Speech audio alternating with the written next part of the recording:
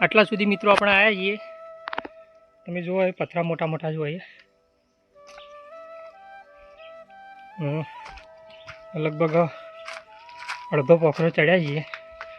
તમને કાપી કાપીને વિડીયો બતાવ્યો। બાકી જો 1 કલાક ઉપર થાય ચડવું હોય ને તો 1 કલાક 1.5 કલાક જેવું થાય। નવા નવા હોય તો મિત્રો વધી જાય પાછું। ચડવાના સ્પોટ હોય ને તો એ 1.5 કલાક 1 કલાક જેવું તો થાય। કારણ કે 2-3 જગ્યાએ વ્યૂમાં લેવો પડે। રોડ ચડતા હોય ઇવન વ્યૂમાં ના લી તો ચાલે।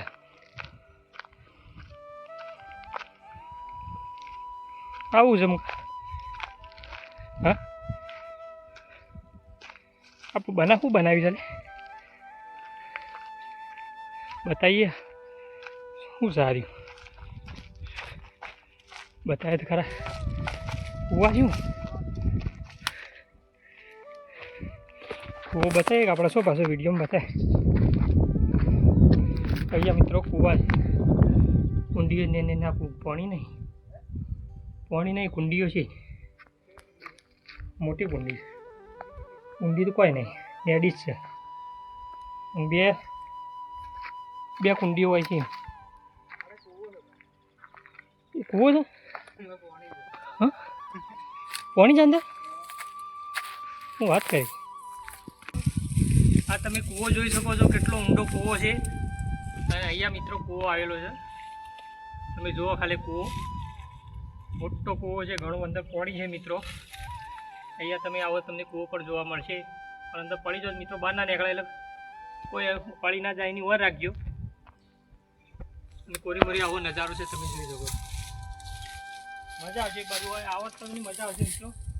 આ કૂવામાં ના પડી જાય એની વાર રાખજો પાછ। આ બધું વિડીયોના માધ્યમથી હું તમને કહું છું।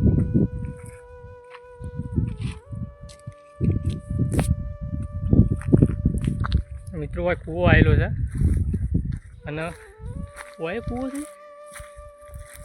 હા કેટલા કૂવા છે પાણી છે ભખરા પર પાણી હોય નક્કી હોય એટલે કૂવો જોઈને આવું તું આટલો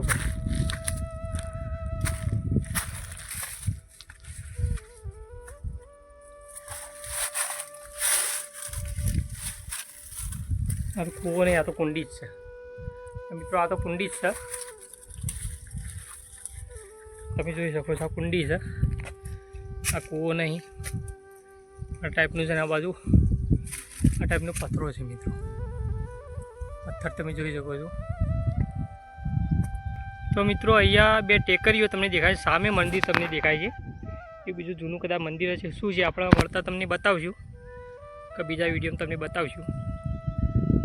પણ ત્યાં પણ એક મંદિર છે। મંદિર છે કે શું છે પણ આપણે વળતા દેખશું એને બીજા વિડીયો બતાવવાનો પ્રયત્ન કરશું। અત્યારે આપણે આ બાજુ જવાનું છે।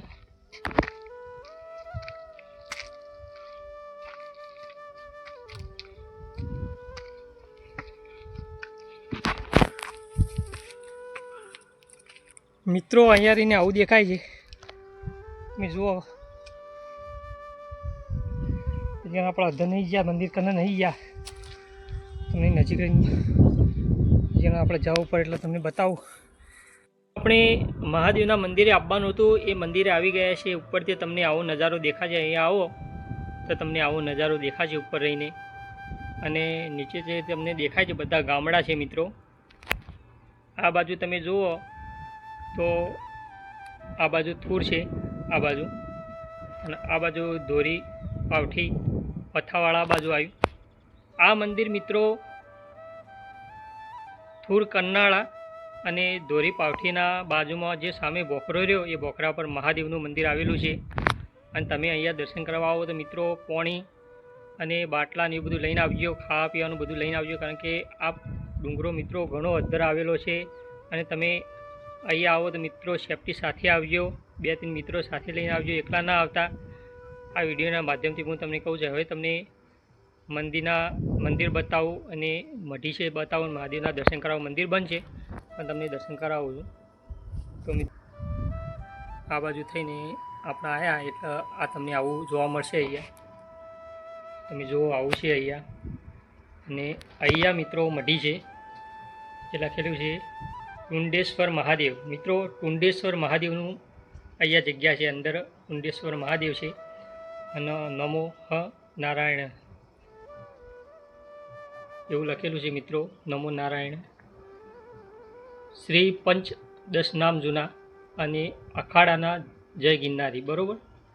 આ બાજુ લખેલું છે પાણીનો બગાડ કરશો નહીં. એટલે અહીંયા મિત્રો પાણીનો બગાડ કરવાની મનાઈ છે. અહીંયા તમને બતાવું હોમ લખેલો છે મહાદેવ ગુરુ મહારાજનો અખંડ ધૂણો. અને અંદર મિત્રો આવું છે. આ બાજુ આ ટાઈપનું છે. ગણપતિ મહારાજ છે, દેવીની મૂર્તિ છે મિત્રો. અને હું તમને બતાવું છું એ અહીંયા મિત્રો દરવાજો બંધ છે પણ તમને બતાવું છું. એટલે આવું છે અહીંયા.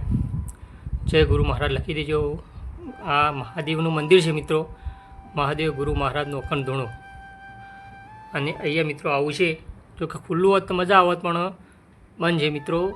અમુક વારે જ આ અહીંયા બાવજી રહે છે.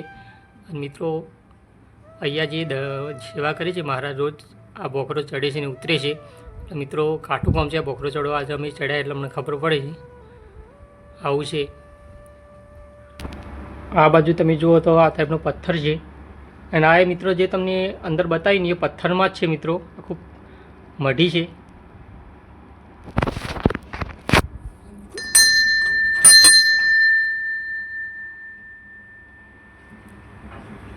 છે જ્યાં બાવજી રહેતા છે.